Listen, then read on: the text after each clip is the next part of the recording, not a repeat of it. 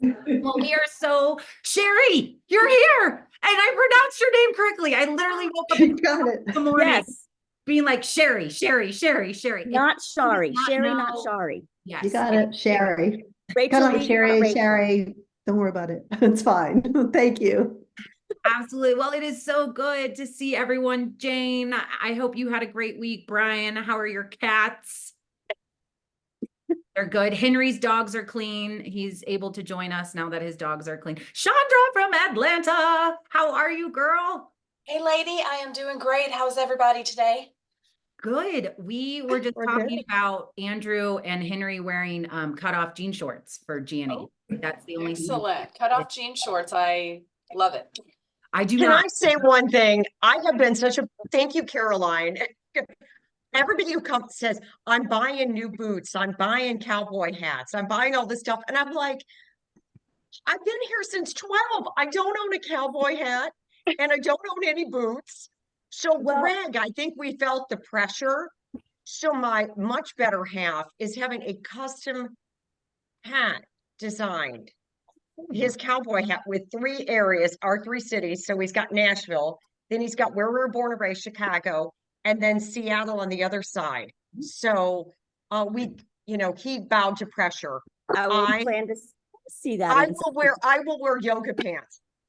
Well, Apparently same. that's not Sotheby's brand from what Andrew learned. Oh, yes. Black. Well, only if it has Sotheby's across the ass going like that. But I will say one more thing quickly. If you are going to buy boots at G&E in Nashville, you wait till you get here, because even Beckham,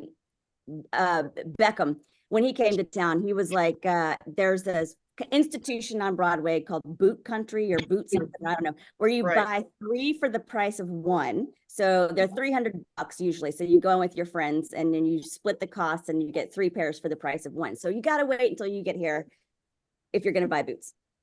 Okay, now you can start. Have you do a class, because anyone want to be my friend, even just for an hour to get some boots? I know. Right. I want some real boots too. So Done. We'll have to go shopping.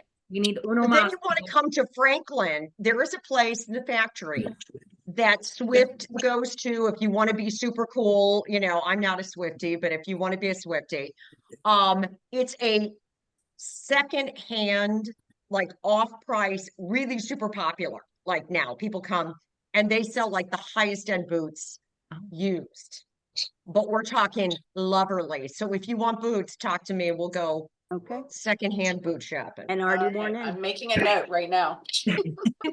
Well, all right, Michaela, take it away. Are so excited to see new and old faces. If you have not been with us before, thank you so much for coming. I am Michaela Carriel, and Caroline Grigsby out of Nashville started this just to find like-minded people to collaborate and share and get to know each other. So what we did is we created a Canvas or a Blackboard situation for people to download the templates that we kind of go over. And eventually we're hoping you all upload things so we can just share. It's 100% free. It is located in the chat if you have not signed up. So just click on that link and it will get you to where we are. We'll go there in a minute. Also, we're doing something new, and for the first time, we're actually going to start recording these.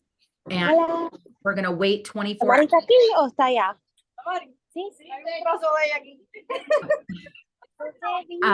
I don't know how to do that. Does anyone know? I'll find it. Okay. You go. Cuando pueda. So we're gonna add the recording to the end of the lesson or module. So that way, if you guys do miss it, it's easier to go back. What I would like to do is, as we do this, if you have any questions, hold on one second. I'm just gonna try. It's Elizabeth Mesa. Can you? I'm actually can't do it. You'll have to do it. And let me just find. I'll do it now. I'll do it now. Okay, fixed for everyone's patience. So what we are going to do is we are going to just touch base. Last week, we talked about lead generation. Anyone from last week's class, do you want to pop on and we would love a couple people to share for like a minute of what you did, what you saw. I know we had a lot of talk with Jane and Ellen. Ellen, did you start your pottery class? I'll pull up last week's class, but if someone wants to unmute and share, we would really, really appreciate that. I unfortunately did not do any pottery. That's okay. But it's on the list. I'm almost done with my continuing ed. Ah, So, hey, that's good. There's that. We'll And for take the people who weren't here, we basically, the first part of articulating your value is defining who you are, and then seeing where you can add, or you can bring value to who you already are. So you're not reinventing yourself or the wheel. And if you love pottery, can you start social media, reels or something with the pottery class, something that incorporates your hobbies, things you love, with also getting clients. So that's kind of what we're talking about. And then today will be the next step, which she'll say. Yeah, So I like that. That's perfect for a pottery series, reinventing the wheel. I like it. Like the pottery wheel. Yes. Very well said. so if Thank you you. part of class last week, this was just it's on your screen, the lead generation worksheet of kind of how we walk through, well, what are actually things we like to do? Because like Jane is a really great singer. I cannot carry a tune. So Jane and I are not going to be in the same circles because no one wants to hear this duck quack. So just trying to really dig into what you enjoy and using that to gain leads while you're actually enjoying yourself. So as you do things, we'd love, there's discussion points in here, add your discussions, but this week, what we're going to discuss is articulating your value. So articulating your value happens every day, right? So we kind of touched on it last week, but in the grocery store or in an elevator when you meet someone, like, what do you do? Or a listing presentation. So this is more geared towards articulating your value from a listing presentation standpoint. We've talked about not being vague and providing super clear examples and why it's really important to be able to articulate your value against someone else's brokerage or someone within your own brokerage and what sets you apart from somebody else. Everyone has their unique traits. To help us, Caroline and I created this articulating your value worksheet. So all it is we'd love for you guys to do this exercise together. So will everyone grab a pen, or if you want to do it mentally, do it mentally. Write down 3 qualities that you're really good at. Or think of 3 qualities that you're really good at. Examples: negotiation, communication, something you're sort of known for with your clients.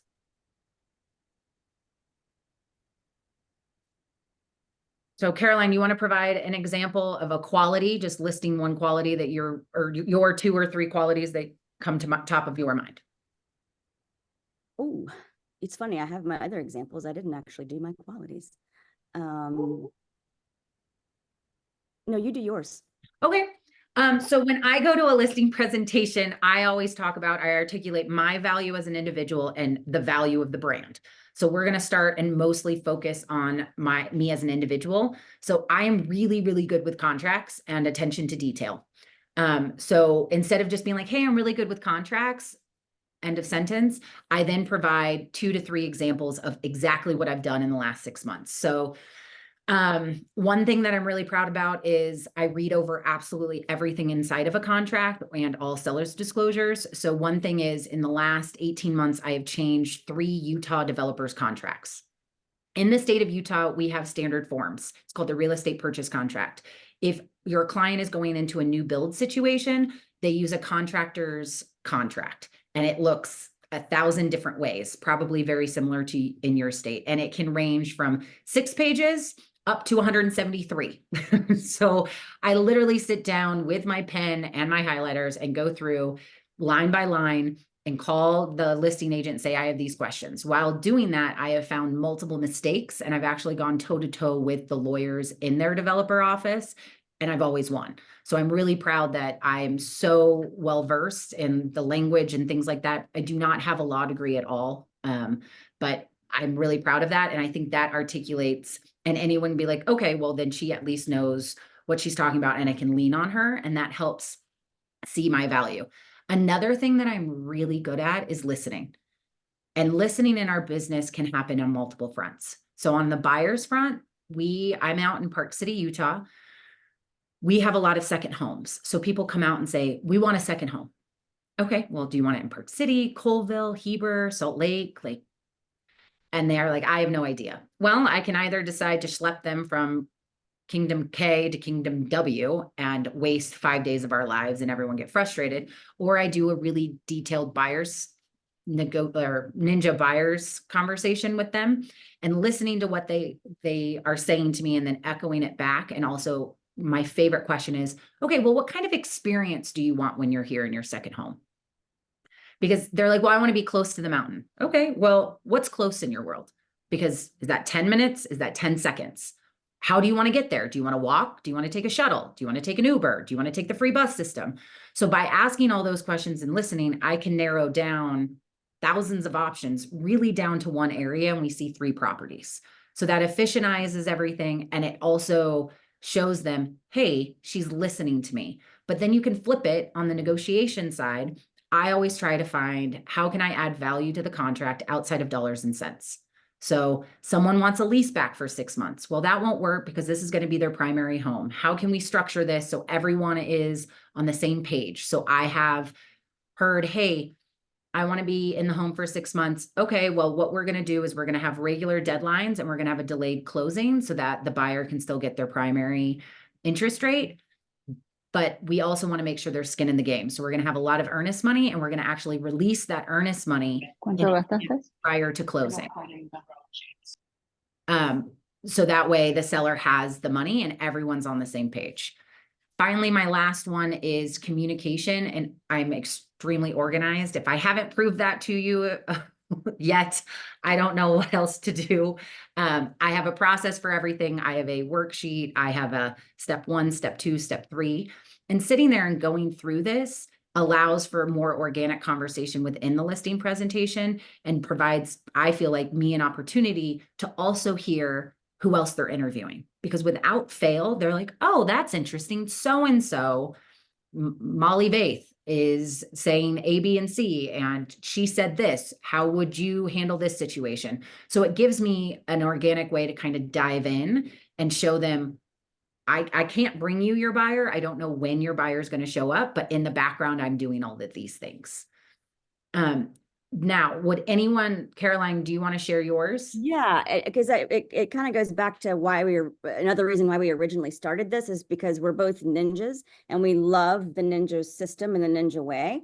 But what we don't love is that ninja kind of only teaches one way to do things. And that doesn't work for everybody because extroverts and introverts are very different. So we really wanted people to know that there are vastly different ways to get to the same place, and you have to do the thing, do the way that that's most authentic to you. If it's not door knocking, which for me it is not, then you got to do it a different way and it'll still work. So if Michaela talks about being great at contracts, don't think you have to become great at contracts. Just figure out the thing that you are great at and lean into that. And it's the same with kids. Like, I wish nobody had ever forced me to take a math class because it didn't do well any good anyway, and I should have just stayed in English the whole time. My 2 probably, I think, best qualities for myself, which are very different from hers, and I know the Nashville market really, really well. I'm a native, but I moved away for a long time, and I came back as New Nashville was starting, and so now I feel like I kind of know both, and it's something I'm very interested in keeping on top of, and I'll send my clients articles about new developments, blah, blah, blah.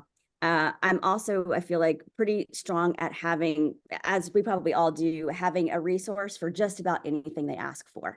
So, those are 2 of my strengths that are very helpful. And I say mine against Michaela's because they're different and yours will be different as well.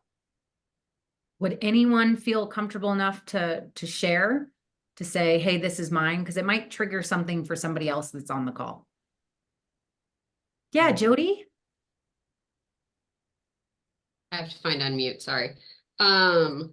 Organization, teaching, and relocation. So I'm a military spouse. I've moved 20 times in my lifetime, so I know how to start all over again, move with organization, skill, have everything unpacked, put together, and my household ready to go within a week of getting into a new location. I also know with my organization and being new, how to figure out where things are, get involved, find hobbies, and make sure that I understand where I'm living and the pros and cons to each neighborhood. That's awesome. So Thank you. Does anyone else want to share? I'll share mine. Oh, Okay. okay. Yeah. Okay, public speaking. I taught that for almost 27 years. So I taught communications so I think that is obviously something I'm passionate about and I bring to the table. Secondly, I'm passionate. If you don't, for me, why would you be in any industry if you're not passionate about it? And so what I do is I plug into whatever I'm talking about in that area. I'm becoming passionate about Clarksville. It keeps coming up. And finally, I love to escalate. Coming from the West Coast, I love to negotiate, but I love to escalate. And I think that I bring to the table an ability to escalate a deal a lot, and bring it home because I encourage people to reach for the stars. And on that, I always say to buyers, ask for 2 things that you didn't think you'll get, because I'll at least get you 1. What do you mean by escalate? When you do an escalation, especially coming from the West Coast, if say the price point is 1.8, all right, and we've got multiple offers, and I'll say, listen, we can escalate it to 25, we can escalate it to 50, we can, 10 is small. I usually try to say 20, 25,000. So what you'll do is you'll take the multiple offers and you'll have an escalation clause in that, and they'll go as high.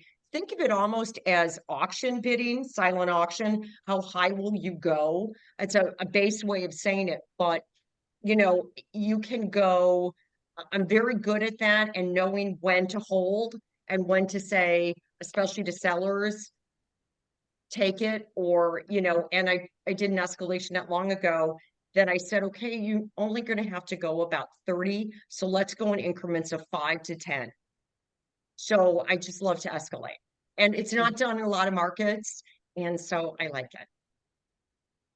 That's awesome. Thank you so much for sharing. Leslie? Okay, can you hear me all right? I'm on my phone. I left my computer at my office.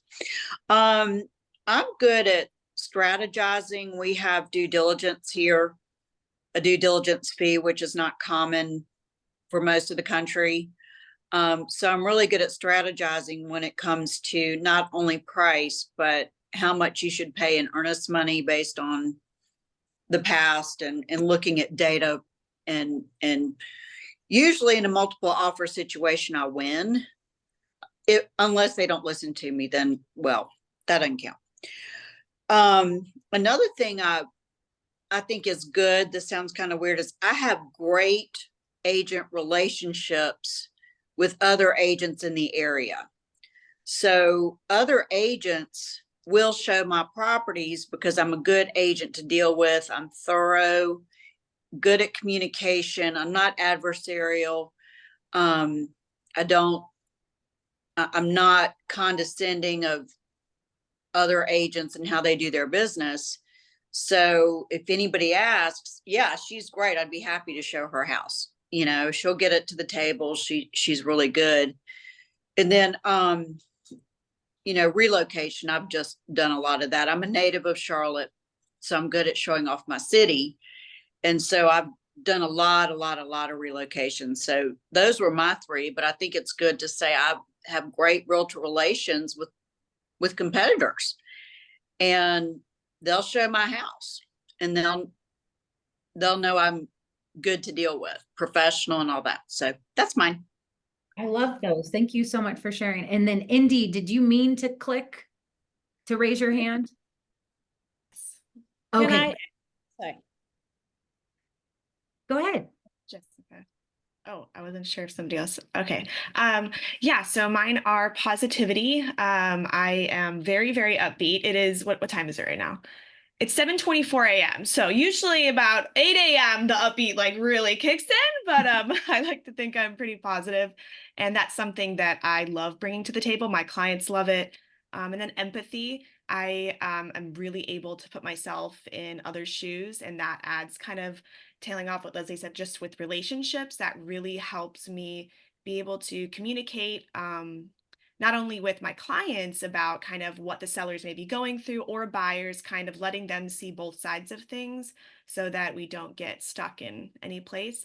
And then the other one is just open communication. And I am a chronic oversharer, I like to say. I sometimes walk away from, conversation going, did I really need to talk about that time in 8th grade that I, whatever, did something like that. But it really allows me to, in the beginning of a, relationship with either clients or another agent, have that open, clear communication and set the boundaries up front and kind of let them know who I am so that they really know who they're dealing with, so that there's no surprises. I find it really helps me. So yeah, those are mine. Oh, I love that. Would anyone else like to share? I would like to share my couple of points. Hi, this is Jessica Chan. I'm sorry. I'm not in a condition to be seen today because I was being fine. I was looking for your face. I apologize for my lack of appearance. There's when it comes to the listing presentation, I always go back to my background, and because that's the most credible thing. I would tell them that even before I became a realtor, I was a marketer. I have gotten my MBA in marketing from one of the best schools. And then I spent years climbing the corporate ladder, launching billion-dollar products globally. And so I treat every single house listing like a product launch. And so as you can imagine, a product launch involves a lot from the pricing, the actual product itself, the presentation, the packaging, the placement, everything. And we are not talking about a listing. When you think about a billion-dollar launch globally, it really involves a lot, and everything needs to be just perfect.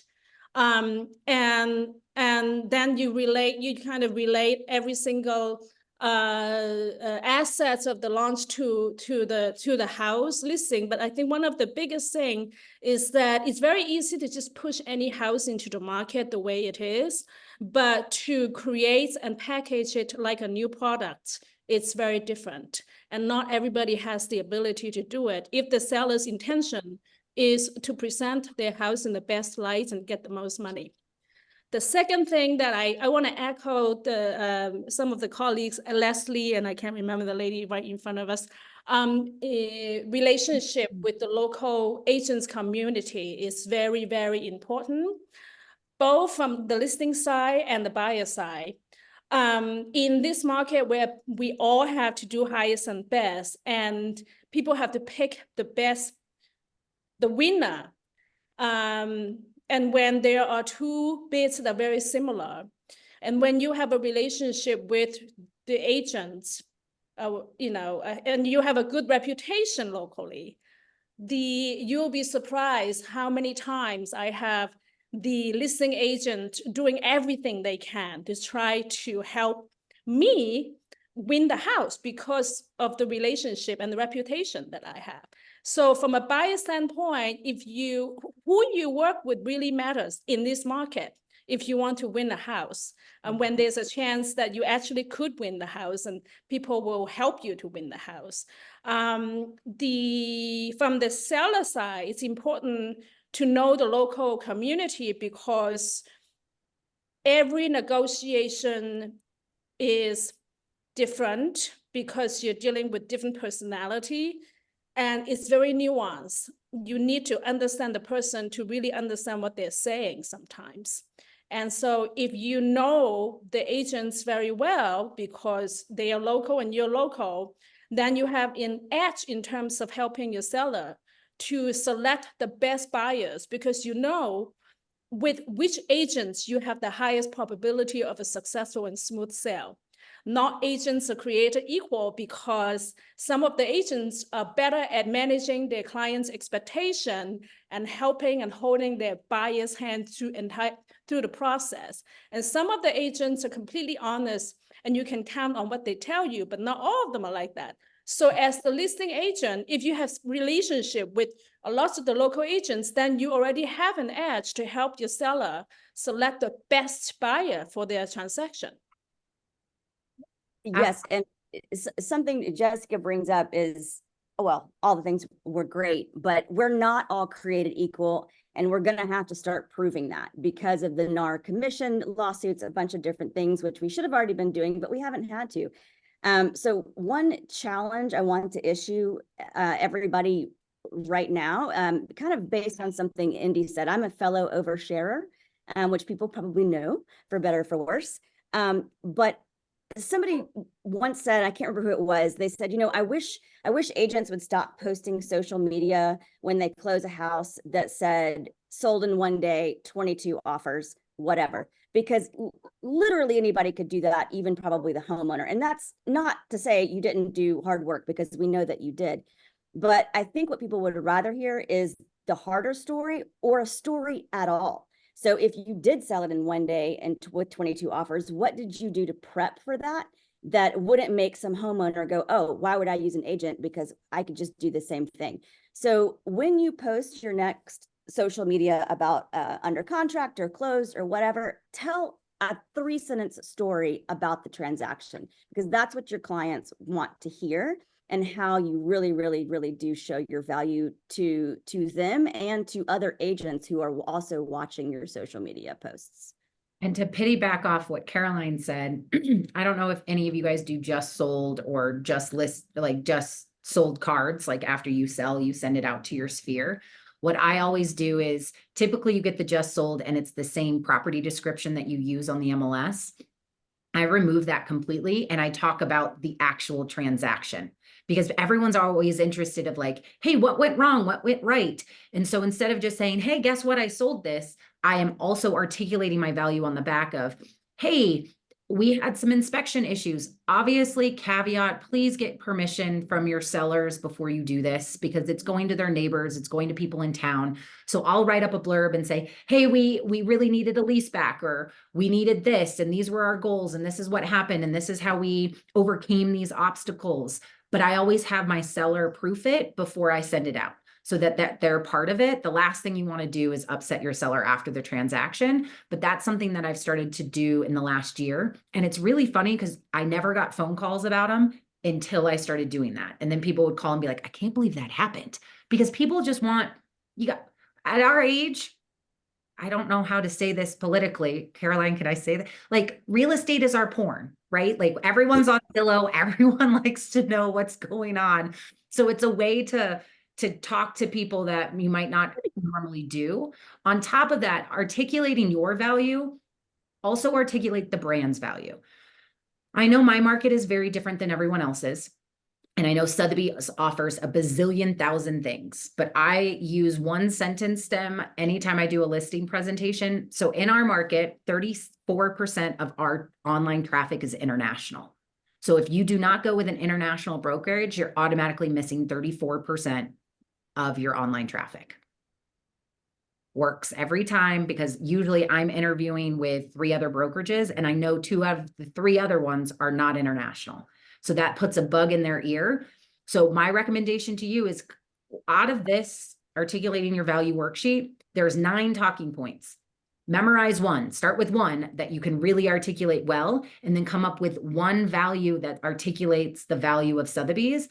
And just start using those 2 sentence stems into your listing presentation and see what happens. And even outside the listing presentation, those are great sentence stems for the grocery store, the elevator, for the pickup line, for a soccer game.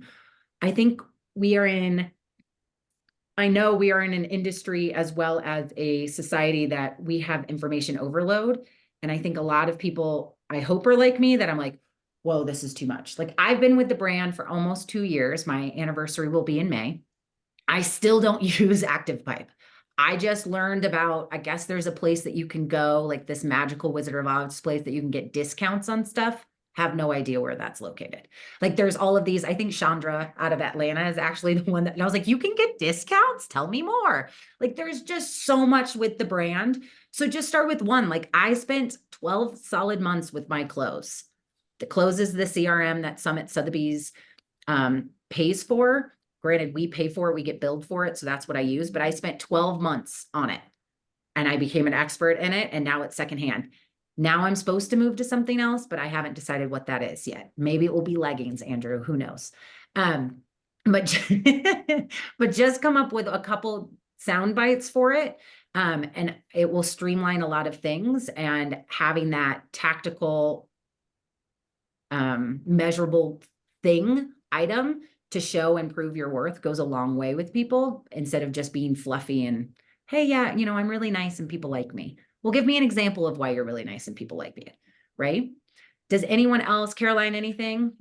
No, but the people, I'm nice and people like me, going back to Janet again, you do learn a lot of information from sellers agents when you are friends with them. So it does behoove you to get out there and do networking and go to open houses and meet agents and broker opens and stuff like that, because she's right. They will do everything they can to help you win the house that's within their seller's best interest. So. Yeah, Alan? Just a quick story. I know a lot of people are talking about relationships. So I don't mean to be redundant, but I've been selling real estate for close to 20 years now. And prior to that, I was a special ed teacher for 15 years. So something I'm really good at is individualizing my communication, my strategies, how I want you to work to get your house prepared, or how we work together to get your house prepared. Some people need things really broken down. And I'll give you an extreme example. Like, I had somebody who inherited a home and there was a lot of prep work. I'm a huge believer in preparation. I don't really care what the market is. It's always worth properly preparing and presenting a home.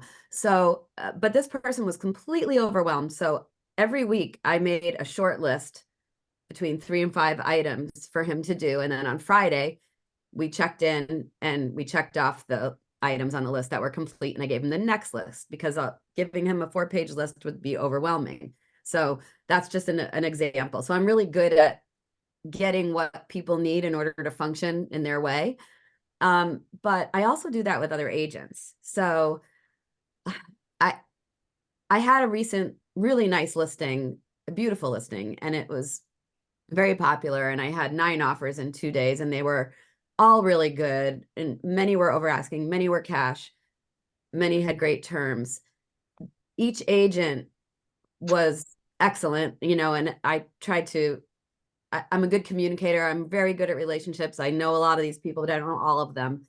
I'm big on courtesy and kindness, and I see a lot of newer agents who don't learn that. I also train agents, and courtesy is one of the things that I actually teach them. You actually have to teach that. But what I'm getting at is that each of those agents had different personalities, and they each needed different things during the process. And there was, for example, one agent who had a lot of anxiety. She was working with the highest net worth client she had ever worked with before. And she would text me, you know, hey, what's going on? I'm really anxious. When are they going to make a decision? Da, da, da, da, da. And instead of just saying, okay, they'll make a decision by 7 o'clock on Monday, when I really sensed how anxious she was, I just picked up the phone and called her and I said, hey, we don't have a decision yet. I'm going to be talking with them at 7 p.m. I just wanted to let you know, like, nothing's wrong. Nothing's happened yet. I'll call you right away as soon as I know anything. When we got to the point where I had to call everyone who did not get their offer accepted, including that agent, I never text, I never email. I pick up the phone, I call each agent. And I was a little bit nervous to tell some of them that they didn't win, because the offers were so good and they're very, very good agents, very successful agents.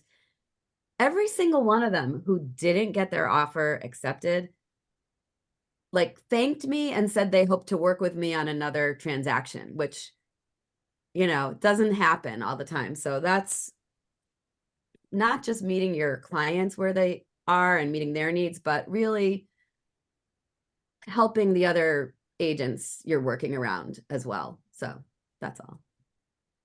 I love that. And I do unfortunately think that kindness and generosity and courtesy is a trait that is hopefully not becoming extinct, but harder to see. So it's nice when we have groups like this that want to share and have similar mindsets and all of those beautiful, wonderful things. Would anyone else, any other final thoughts before we're trying to keep them concise? Our hope is that we're building blocks so that articulating your value if this seems overwhelming to you, come up with one sentence stem. That is your homework. One sentence stem that you can use to articulate your value. And it can look very different. If you've done Ninja, like I'm a driver, I'm fact-based. So I loved hearing other people like Indy's empathy. That I would have never thought to use empathy to articulate my value because I'm like a data person. So that has opened up, like you literally blew my mind with that. So thanks for waking up at 7:34 and joining us. Anyone else? And don't forget to write a couple of bullet points or a few sentences the next time you post on social media that gives people more context to what you're posting about real estate. Yeah, we need to articulate our value to Facebook and Instagram as well. So people are not like, well, they were already overpaid and now they're like all of the negative connotations coming out of the NAR. I have a comment, just always I have a comment, but this is, I think, relative, I mean, to what we're talking about. And what I just took, Ellen, I just took your info down. I'm like, I'm going to email you afterwards. But I think it's funny. I had clients once that were leaving their agent and I said, well, what did you like about your agent? Ninja, we're all supposed to ask questions like, what do you like? And they said, well, we liked that she didn't talk very much. And I said, oh, well, that's not me, And I think that what we do, and I think it's really important, like Ellen, communication is so key.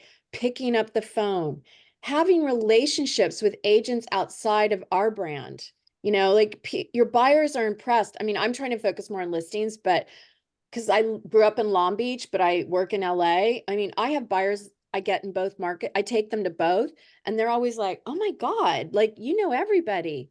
And I don't know everybody, but you do. This is a business. Unfortunately, I know it's really uncomfortable for some people. It's comfortable for me because what I used to do in my previous business, but I think you just have to communicate more than ever right now. In the beginning, when you start working with someone, set expectations with your buyers. I always say from the very beginning, I'm probably not going to be the one to find your house. You're going to probably see it before me on Redfin. That's not where I bring my value, and I explain what my value is. So that's it. I don't need to go through anymore, but just wanted to add that. Thank you. We love additions. We love statements. We love comments. We love it all. And we are just so grateful that you gave us a little bit part of your very early morning or early afternoon. And we will be back. I don't have my calendar in front of me. When's our next one? It's 2 weeks from today.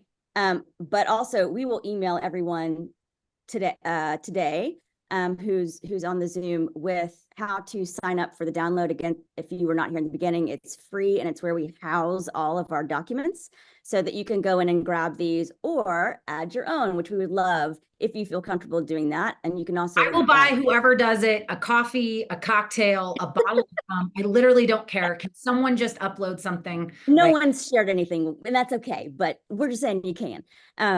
And you can go back to all of our past classes / episodes as well and see all of the resources up there, checklists. I mean, there's a whole bunch of stuff. So we'll send that link out afterwards, which you can sign up to do that.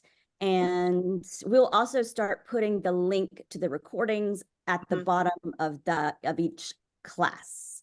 And if you 24 hours, I am going to do it, but actually give me 48 hours. Let's have realistic expectations, people. It's got to download and then I got to upload it. It's all of these things. Andrew, did you have a comment? You're muted, buddy.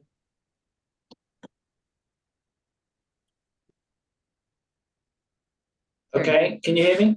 Yes, we can. Fantastic. So to get back to the leggings, no, it's not the leggings. It's just the imprinting things. I did a little bit of research after the last conversation. Wait, hold on, Andrew, time out. You need to give context because there's a lot of people that just think you're a random. Okay, fair enough. Leggings. So I'll give everybody some context. We talked about last time having a branded piece of clothing. And so someone came up with, why don't we have branded leggings? So I did some research. I sit in the corporate office here in New York, and leggings came up and apparently they're not the thing that we should be wearing. But anyway, that's a totally different conversation. But what I wanted to say and what I wanted to ask really was, I found out that Express Docs do have a whole range of branded clothing, from beanie hats to vests to jackets, hats, whatever. But what I did want to ask, and this is such a long-winded question, is where can I put that link so that everybody can go and look at that if they wish to? Where on the download can I write that? We're going to do it in two places. Andrew, can you put it in the chat? And then I will add a module to the top underneath the welcome survey. What do you want it be called? Branded swag? Branded swag is fine. Yes, I don't actually have it here with me, so I can't put it in the chat today. Okay. Well, we'll But put Yeah, you can email it to us and we'll include it in the email that goes out. And then also on the website, Okay. she'll create a place for that. Yeah. right now.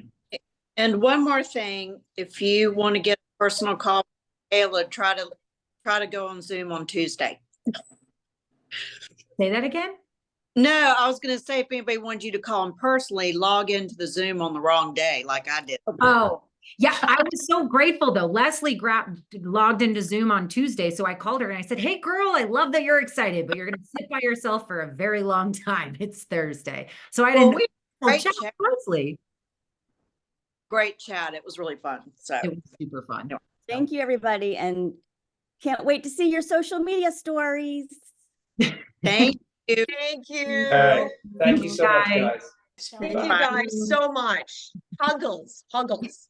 Oh, Huggles. I like Huggles. Huggles. I said huggles. Love that. Bye.